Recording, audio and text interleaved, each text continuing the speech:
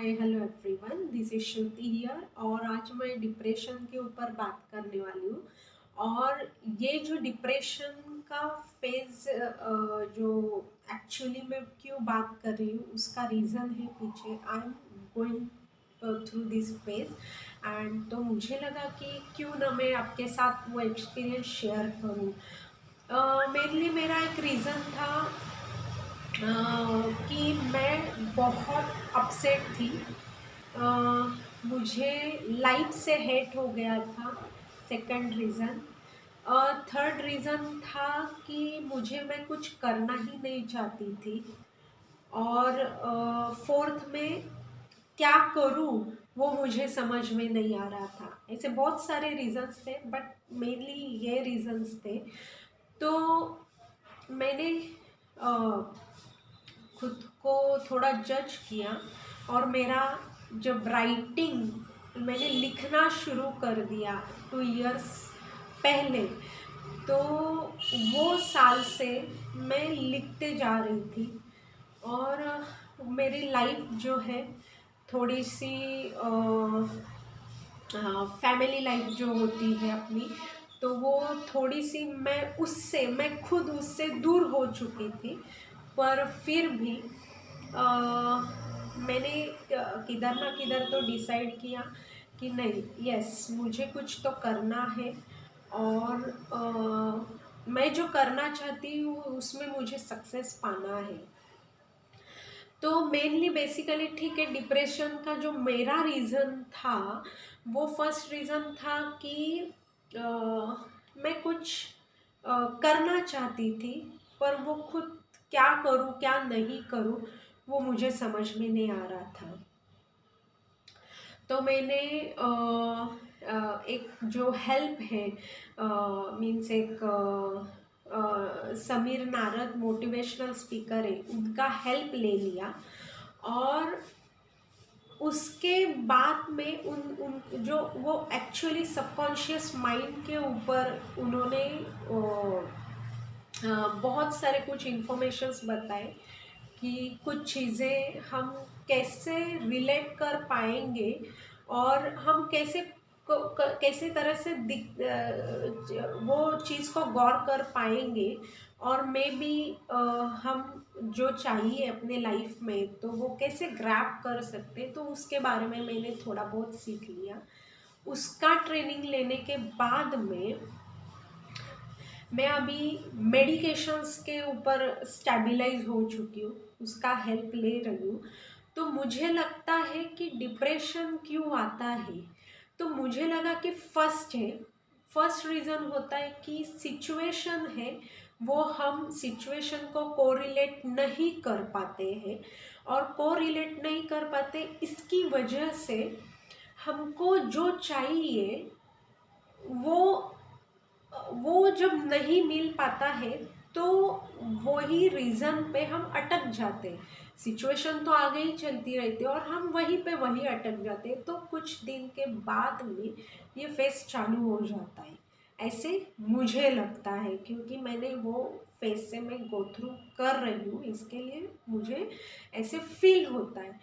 तो मैंने ना फर्स्ट स्टेज था कि मैंने वो कोर्स तो कर लिया था और खुद के ऊपर मैंने ना ये जो गणपति स्तोत्र है अपना वो चालू कर दिया।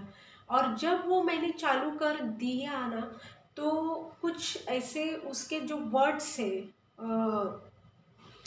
तो वो वर्ड से मुझे कुछ पावर मिलने लगे। और पावर मिलने के बाद में ऐसे कुछ लगा कि मैं और मीन्स मेरा जो मीन्स हमको जो चाहिए होता है वो भी विजुअलाइजेशन का प्रोसेस प्लस ये प्रोसेस, वो उसके बाद में वो भी मैंने स्टार्ट किया। उसके साथ साथ लिखना भी शुरू कर दिया। अभी मैं बहुत कुछ लिखती भी हूँ और मुझे प्रेजेंट करना भी बहुत अच्छा लग रहा है अभी। तो रेमेडीज़ है, कभी भी डरना मत, ये है फर्स्ट। और मेरा ये वीडियो बनाने का मेन मोटो है कि कभी भी कितने भी सुसाइड करना लाइफ से बहुत तंग आना, ये बहुत सारे विचार आते हैं, क्योंकि तब तक माइंड हमारा बहुत फ्रेजाइल होता है, बहुत नाजुक होता है। इसकी वजह से हम अ, खुद को भी हैंडल नहीं कर पाते और उस माइंड को भी हैंडल नहीं कर पाते। तो उस स्टेज में सेल्फ टॉक करना, सेल्फ कम्युनिकेट होना वो बहुत ज़रूरी होता है। हमको एक्चुअल में क्या चाहिए उसके ऊपर ध्यान देना चाहिए। ये फर्स्ट रीज़न है। तो वो फर्स्ट रीज़न हो गया। सेकंड होता है कि जब हम सेल्फ टॉक करते करते जब हमको लग रहा है कि अपना मन कह रहा है कि हम किसी किसी को कम्युनिकेट हो जाओ कि मुझ में ये कमी है और मुझे लग रहा है कि आई वांट हेल्प, तो हेल्प ले लो। वो टाइम पे किसी भी सिचुएशन से डरो भी मत। और जब डर लग रहा है ना, तो डर को, ठीक है डर लगता है, नहीं ऐसे नहीं है कि कैसे बात करूँ, मिलेगा नहीं मिलेगा हेल्प, ठीक है नहीं मिलेगा तो भी नहीं मिलेगा, what ever happens is just for the good reason, ये सोच कर ही चलना हमेशा। और बाद में कुछ मुझे भी ऐसे मैंने कुछ लिखा है उसमें कि हाँ, और एक बात है वो खुद के ऊपर एक्सपेरिमेंट करते रहना। मीन्स अभी फॉर एन एग्जाम्पल तुम्हें लगा कि वो टाइम पे तुम्हें ऐसे लगा कि हाँ नहीं मुझे यही काम करना चाहिए, तो वही काम करो। जब तुम्हें ये एक्सपेरिमेंट क्यों करना चाहिए, क्योंकि हमेशा वो टाइम पे तुम्हें नहीं समझ में आएगा कि तुम्हें क्यों ऐसे लग रहा है, पर बाद में धीरे धीरे वो तुमको रियलाइज भी होते जाएगा कि तुमको ये क्यों ऐसे, मीन्स क्यों, क्योंकि तुमको माइंड को भी फ्री रखना चाहिए, साइड बाय साइड हेल्प भी लेना चाहिए और खुद के ऊपर एक्सपेरिमेंट्स, सेल्फ टॉक और कुछ नई चीज़ें ट्राई करना चाहिए कि नया कौन सा इंफॉर्मेशन है, नॉलेज है।